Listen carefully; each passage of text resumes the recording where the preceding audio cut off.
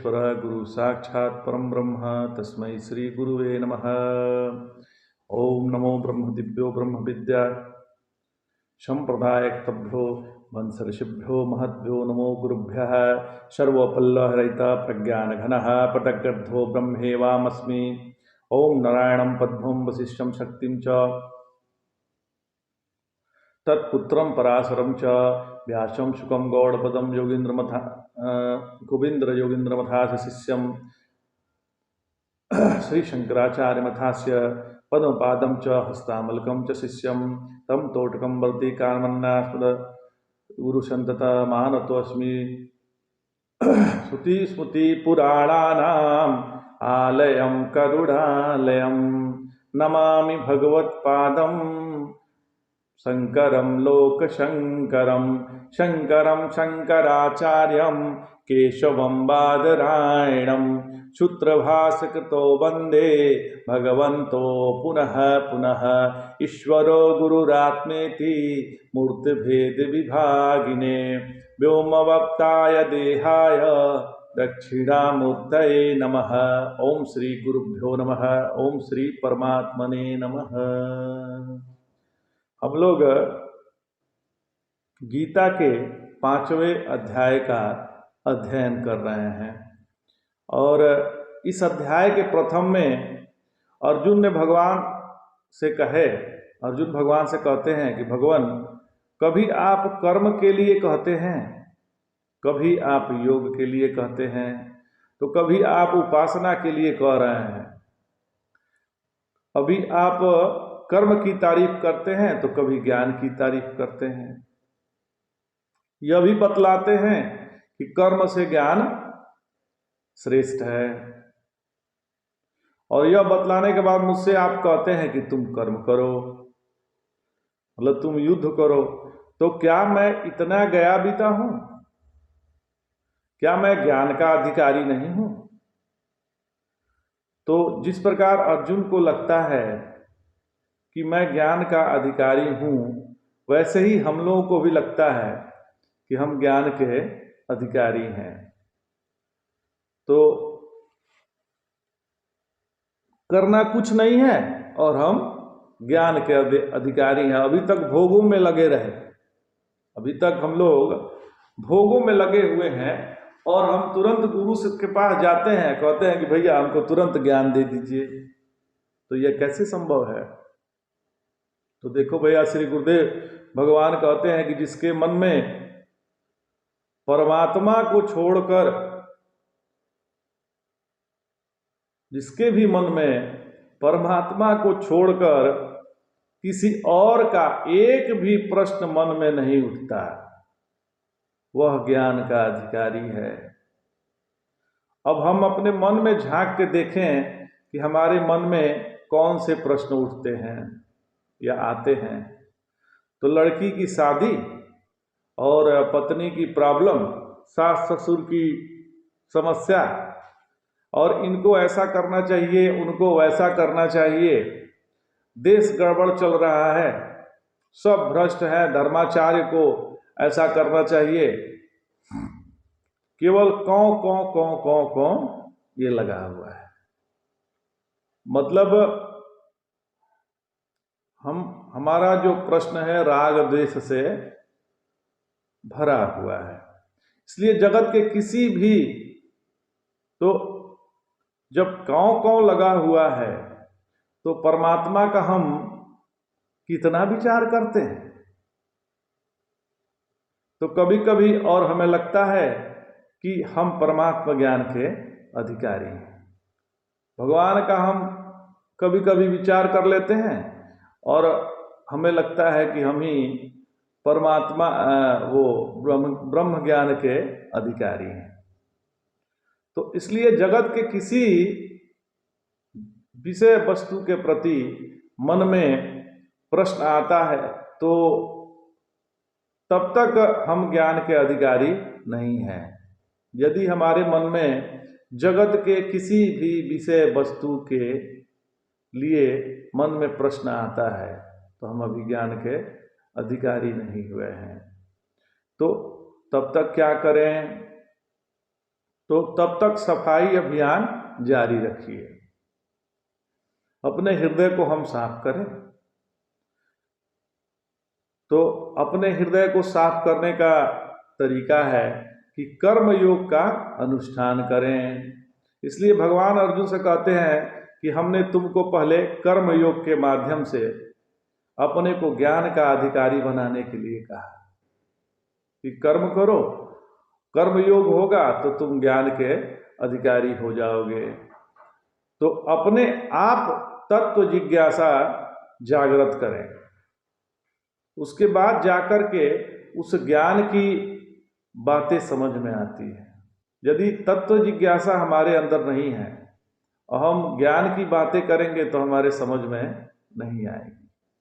तो एक साधक स्वामी जी से कहे कि स्वामी जी, जब आप पहले बोलते थे तो हमें ठीक समझ में नहीं आता था, पर अब आप बोलते हैं तो सब कुछ समझ में आ जाता है, अब आप ठीक से बोलने लगे हैं। अब स्वामी जी से कहे कि अब आप ठीक से बोलने लगे, पहले आप जो बोलते थे आप गड़बड़ सड़बड़ बोलते थे, हमको समझ में नहीं आता था।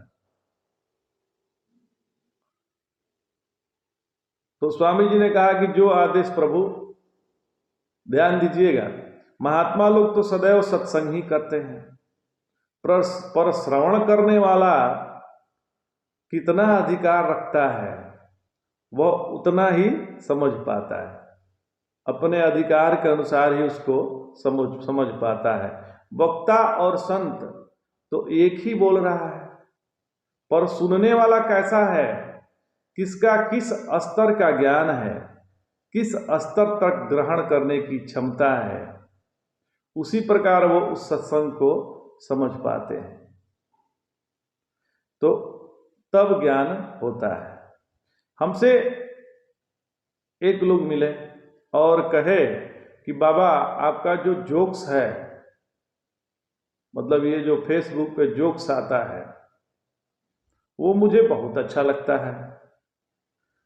तो अब यहाँ परमात्मा की बात चल रही है और किसी को उसमें जोक्स नजर आ रहे हैं, जय शंकर, तो अपन को क्या मतलब।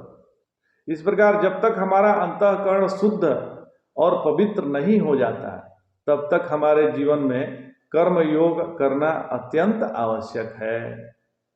अंतःकरण, कर्म का एक ही तात्पर्य होना चाहिए, अपने अंतःकरण की शुद्धि। यदि कोई भी कर्म से आपका अंतःकरण शुद्ध नहीं हो रहा है तो उससे वो कर्म योग नहीं हो रहा है, आप कर्म में फंस रहे हैं। तो कर्म योग करना माने क्या? तो कर्म योग करना माने ऐसे कर्म करने की प्रक्रिया जिसके कारण अंतःकरण से राग द्वेष का सफाया हो जाए, और जो कर्म भगवान के लिए किए जाएं। दो बातें हो गई, एक तो राग द्वेष हट जाए और दूसरा जो कर्म हो रहा है वो भगवान के लिए हो रहा है। तो ये दो बातें जिस कर्म के साथ जुड़ गई हैं या जुड़ी रहती हैं, उसको कहते हैं कर्मयोग। कर्मयोग का अनुष्ठान, यही कर्मयोग का अनुष्ठान है कि हम जो कर्म कर रहे हैं उससे राग द्वेष निर्माण नहीं हो रहा है, और दूसरा हम कर्म केवल परमात्मा के लिए कर रहे हैं।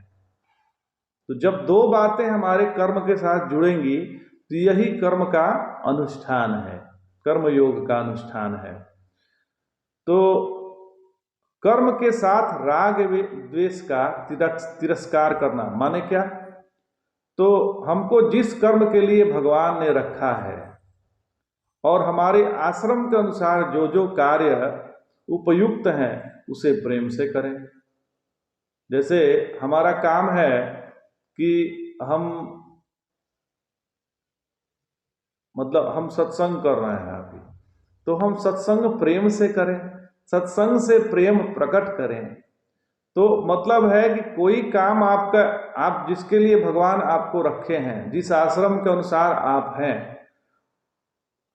तो उस कर्म को आप प्रेम से करें और उसी में आनंद का अनुभव लें, कर्म करते हुए आनंद लें। तो जैसे आप खाना बनाते हैं और खाना आप प्रेम से यदि बनाएंगे, भगवान के लिए बनाएंगे कि चलो भाई ठाकुर जी का आज भोग लगाना है, तो हमको अच्छा से अच्छा खाना बनाना है, और आनंद लेकर बनाएंगे कि भगवान हमारे खुश हो जाएं, तो जब ऐसा होगा तो जिस व्यक्ति ने अपने कर्म में आनंद का अनुभव लेने का प्रयत्न किया है वह है कर्मयोगी, उसी को कर्मयोगी कहते हैं। तो इतना होने के पश्चात अर्जुन का जो प्रश्न था कि आप तो कर्म की तारीफ करते हो और कभी ज्ञान की महिमा बताते हो, तो यह बताओ कि कर्म हमारे लिए ठीक है कि ज्ञान ठीक है।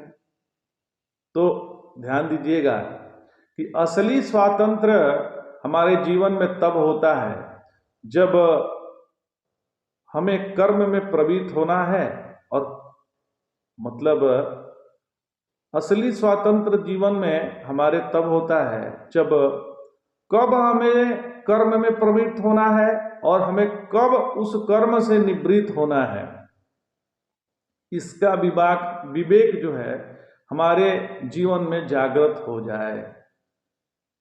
तो जिस व्यक्ति को यह विवेक जागृत हो गया है, क्या विवेक, कि हमें कर्म कहाँ करना चाहिए और कहाँ से उपरत होना चाहिए उस कर्म से, यदि वह जान गया है तो वह क्या है, वह स्वतंत्र को प्राप्त हो गया है, वो फंसा नहीं है।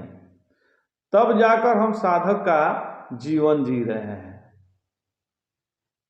जिस प्रकार वट वृक्ष के नीचे कोई भी पौधा कभी भी बढ़ता नहीं है, उसी प्रकार से यह जो वर्कोहलिक लोग होते हैं, जो कामे काम काम काम काम काम दिन रात कामे में लगे हुए हैं तो होते हैं, उनकी स्थिति सर्कस के एक तंबू के जैसे होती है, वो खंभे की तरह होती है, एक तंबू उसके ऊपर इतना लोड। असली मुखिया वह है जो अपने साथ साथ दूसरों को भी इतना बढ़ा दे जिससे वह स्वयं निडर हो जाए, लीडर हो जाए। तो स्वयं पे ही इतना भार न ले लें, अगल बगल पे भी थोड़ा सा शिफ्ट करें, ठीक है। तो ये भगवान ने बहुत सुंदर बात कही अर्जुन से। तो जो वासनामयी प्रकृति है वही कर्म में प्रवृत्त करती है। जो वासनामयी प्रकृति जो है, जो हमारी वासनाएं हैं, हमारी जो कामनाएं हैं, वही हमें कर्म में प्रवृत्त करती हैं, और वही जो कर्म रूपी प्रकृति है वही इष्ट और अनिष्ट का संपादन करके सुख और दुख का अनुभव कराती है।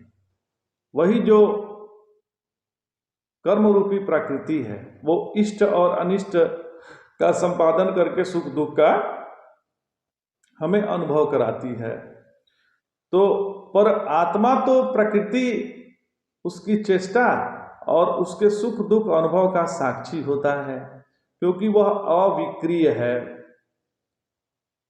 तो इसी पे भगवान कहते हैं कि नादते कम्य चित् पापम न चैव सुकृतम विभु अज्ञानेन आवृतम ज्ञानम तेन मुह्यन्ति जन्तवः। भगवान कह रहे हैं कि विभु, आत्मा किसी के पाप या पुण्य का ग्रहण नहीं करता। जो विभु आत्मा है वो किसी के पाप पुण्य का ग्रहण नहीं करता। ज्ञान अज्ञान से ढका रहता है, इसी से जीव मोह को प्राप्त होते हैं। ज्ञान जो है अज्ञान से ढका हुआ है, इसीलिए हम मोह को प्राप्त हो जाते हैं। तो प्रश्न यदि यह है कि यदि ज्ञान अज्ञान से ढका हुआ है तो मुमुक्षु को ज्ञान कैसे प्राप्त होगा? एक मुमुक्षु जो जिज्ञासु है उसको ज्ञान कैसे प्राप्त होगा? तो भगवान ने कहा कि ईश्वर के प्रसन्नता के लिए निष्काम भाव पूर्वक नित्य नैमित्तिक कर्म करने से चित्त शुद्ध हो जाएगा। ईश्वर की प्रसन्नता के लिए, परमात्मा को प्रसन्न करने के लिए यदि हम कार्य करेंगे नित्य और नैमित्तिक, तो हमारा चित्त शुद्ध हो जाएगा, और तब अज्ञान का नाश होकर भगवान की कृपा से संसार बंधन से निवृत्त हो जाएगा। तो प्रश्न यह उठता है कि निर्विकार ब्रह्म में आखिर यह विकार कैसे हुआ? तो उत्तर यह है कि ब्रह्म में कोई भी विकार नहीं है, किंतु बुद्धि के साथ तादात्म्य होने से ऐसा मालूम होता है। नारायण जो अपने से अन्य है वह दृश्य है, और वह जड़ है, परिच्छिन्न है, आश्रित है, मिथ्या है। जो अपने से अन्य है वो दृश्य है, मिथ्या है, आश्रित है, जड़ है, परिच्छिन्न है। तो श्री गुरुदेव अनुग्रह करते हुए कहते हैं कि वैदिक संस्कृति पूर्णता समग्रता की है। हमारा परमात्मा परम शिव भी पूर्ण है, हम भी पूर्ण है। ईश्वर ने जो किया वो भी पूर्ण है। पूर्णता जब सभी स्तरों पर स्वीकार हो तभी परस्पर विरोध का समूल नाश हो जाता है।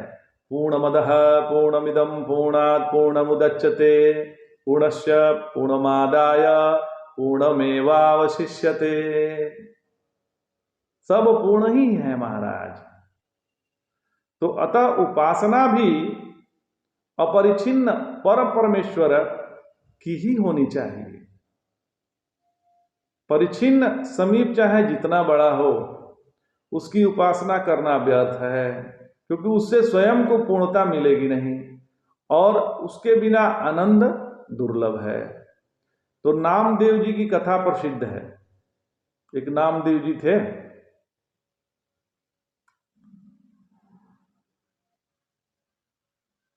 उनकी बहुत ही कथा प्रसिद्ध है कि बाद में जिन्हें गुरु बनाया वे शिवलिंग पर पैर रखे सो रहे थे। जो नामदेव गुरु बनाए थे वो क्या किए थे कि शिवलिंग पर पैर रख के सो रहे थे।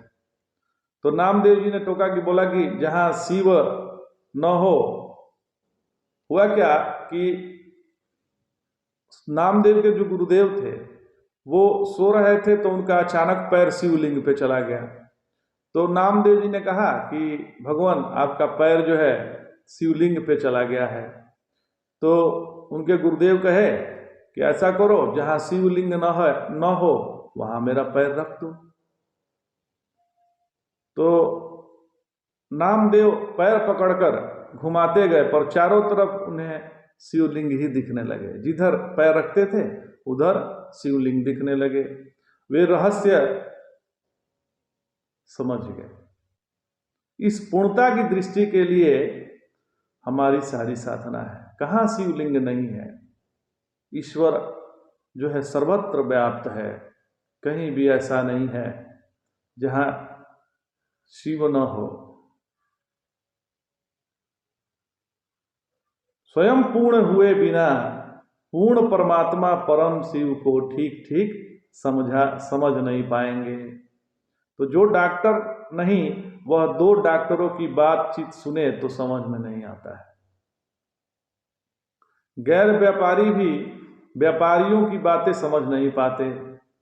सर्वत्र यह नियम है कि अपने ढंग से ही दूसरे को समझ सकते हैं। अतः स्वयं पूर्ण बनेंगे तभी परमात्मा को पूर्ण समझ पाएंगे। पूर्ण की भाषा पूर्ण के ही समझ में आती है महाराज।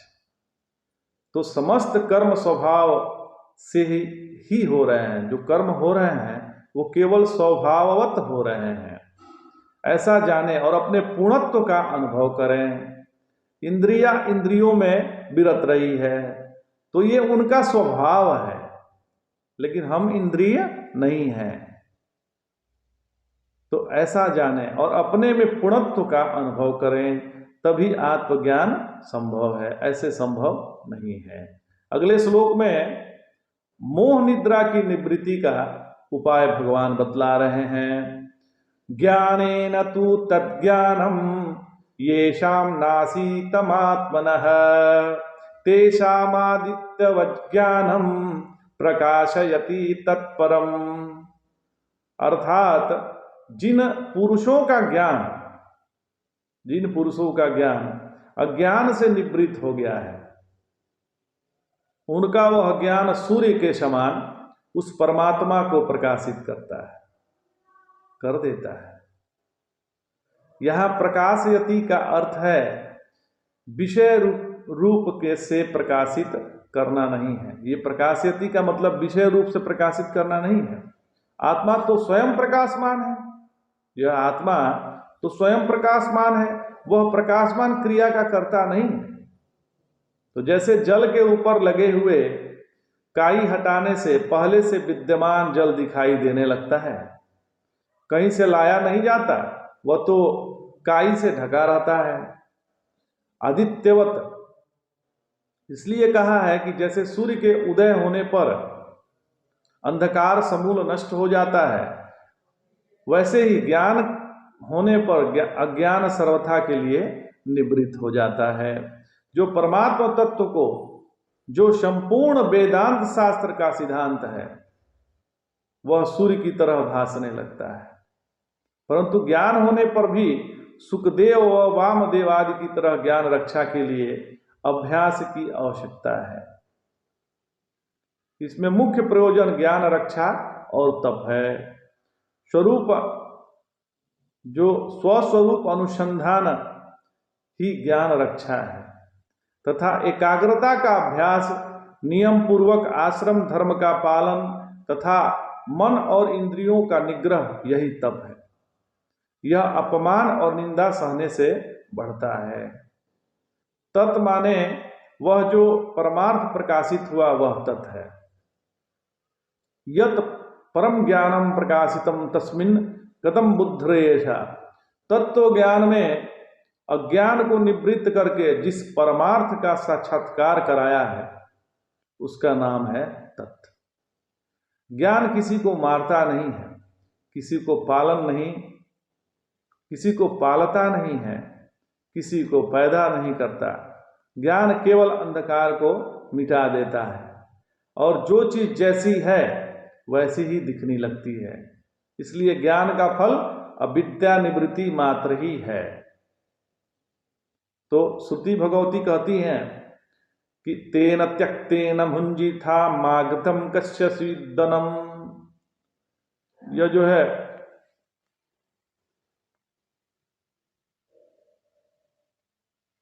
श्रुति भगवती कहती हैं कि संन्यास रूप त्याग से जब ऐसी बुद्धि हो गई है कि सब कुछ ईश्वर ही है,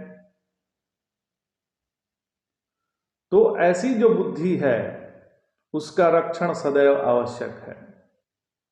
किसी का भी धन ग्रहण मत करो इत्यादि श्रुति से कहे हुए सूक्ष्म वाक्य का विदेह कैवल्य की इच्छा वालों को उत्पन्न हुए ज्ञान के संरक्षण करना चाहिए। सदैव आत्मनिष्ठा में स्थित होकर बाहर कुछ भी नहीं देखना चाहिए। सदैव आत्माकार वृत्ति में स्थित रहना चाहिए। ऐसा करने के लिए भगवान अगला श्लोक कहते हैं। क्या कहते हैं? तद्बुद्ध्यस्त तनिष्ठास्त परायणाः गच्छन्ते पुनरावृत्तिं ज्ञान निर्धूत कल्मषाः। अर्थात सर्वत्र परम ब्रह्म का दर्शन करने वाले, ब्रह्म में सदैव अहम प्रतीति रखने वाले, ब्रह्म में स्थिर वृत्ति रखने वाले, अद्वितीय आत्म तत्व परायण एवं जिन्होंने ज्ञान से संपूर्ण पापों का प्रक्षालन कर लिया है, ऐसे यति देह संबंध रहित युक्ति को प्राप्त होते हैं। तो तद्बुद्धि तदात्मा तनिष्ठ और तत्परायण है तथा ज्ञान द्वारा जिनके पाप नष्ट हो गए हैं वो अपुनर्जन्म माने मोक्ष को प्राप्त होते हैं। तद्बुद्धि जिनकी बुद्धि स्वरूप में स्थित हो, अर्थात जिनका निरंतर आत्माकार वृत्ति रहती हो। तदात्मा जैसे प्रेम और अहम बुद्धि में है, वैसे ही प्रेम जिसका आत्मा में हो, अर्थात जो विवेक द्वारा निरंतर अपनी असंगता को जागृत रखे, इस प्रकार आत्मा में ही अपनी बुद्धि को रखने वाला तदात्मा कहा गया है। जो आत्मा में बुद्धि रखता है उसको तदात्मा कहते हैं। तत्परायण क्या है? ब्रह्म सस्तो मृत तत्वमेति, इस श्रुति के अनुसार जिसकी ब्रह्म में गाढ़ वृत्ति वाली स्थिति है, जो अपने लक्ष्य से कभी नहीं हटता, जिसका आत्मा में ही राग है, आत्मा में ही जिसका एकमात्र आश्रय है, अथवा जिसे अनात्म धर्म अनात्म वस्तुओं की अप्रतीति या विस्मृति हो गई है, वही तत्परायण कहा गया है। परंतु आत्मा में राग तभी होता है जब सबसे राग छूट जाए। इसलिए संन्यास केवल ज्ञान प्राप्ति के लिए नहीं है, वह आत्मा में राग और अनात्मा में वैराग के लिए ही है। क्योंकि ज्ञान तो घर में रहकर भी हो जाता है। निर्धुत कल्मष, कल्मष शब्द से पाप और पुण्य दोनों ग्रहण करना चाहिए। जो कल्मष शब्द है, निर्धुत कल्मष, इससे पाप पुण्य दोनों ग्रहण करना चाहिए। तो यही नहीं, वाय सुख दुख भी कल्मष ही है। जो वाय सुख दुख है वो भी कल्मष ही है। उनसे भी जो तपायमान नहीं होता वही निर्धुत कल्मष है। जिसमें ये चारों गुण होंगे वही जन्म मरण से छूट सकता है, केवल ज्ञान से नहीं। जो इन चारों गुणों से संपन्न होगा उसी की अपुनरावृत्ति मतलब विदेह कैवल्य होगी। योगियों, भक्तों और अन्य मत वालों को भी आत्माकार वृत्ति हो जाती है, परंतु ब्रह्माकार वृत्ति नहीं होती। दृष्टा की स्वरूप में स्थिति आत्माकार वृत्ति है और मैं ब्रह्म हूं, यह ब्रह्माकार वृत्ति है। तो जो महावाक्य द्वारा ही होता है। इसलिए तद्बुद्धि के बाद तदात्मा कहा है। अब प्रश्न यहां यह है कि क्या बोध में वृत्ति रहती है? तो उत्तर यह है कि बोध में वृत्ति नहीं है, परंतु जीवन मुक्ति में तो है ही। क्योंकि बिना वृत्ति के अभ्यास से सिद्ध नहीं होता, परंतु यह होती है शुद्ध वृत्ति से ही। जिज्ञासु पहले तत्परायण होता है, अर्थात आत्म तत्व का अन्वेषण करता है, फिर तद्बुद्धि होती है, अर्थात आत्मा का निश्चय करता है, फिर तदात्मा होता है, उसके बाद तनिष्ठ होता है। ऐसा क्रम है। तो फिर कल्मष किसे कहते हैं? तो अपने को परमात्मा से भिन्न जानना ही कल्मष है, अथवा भेद ज्ञान या अज्ञान ही कल्मष है। इसलिए अज्ञान की कार्य प्रपंच की अप्रतीति होना ही कल्मष का नाश या भूलना है। पूर्व श्लोक में कह चुके हैं भगवान कि ज्ञान से जिसका अज्ञान नष्ट हो चुका है, उसे यदि ज्ञान माने तो इस लोक में जीवन मुक्ति का अभ्यास ही सिद्ध होगा। तो आज इतना ही। जय जय शंकर, हर हर शंकर, नमामि शंकर, भजामि शंकर।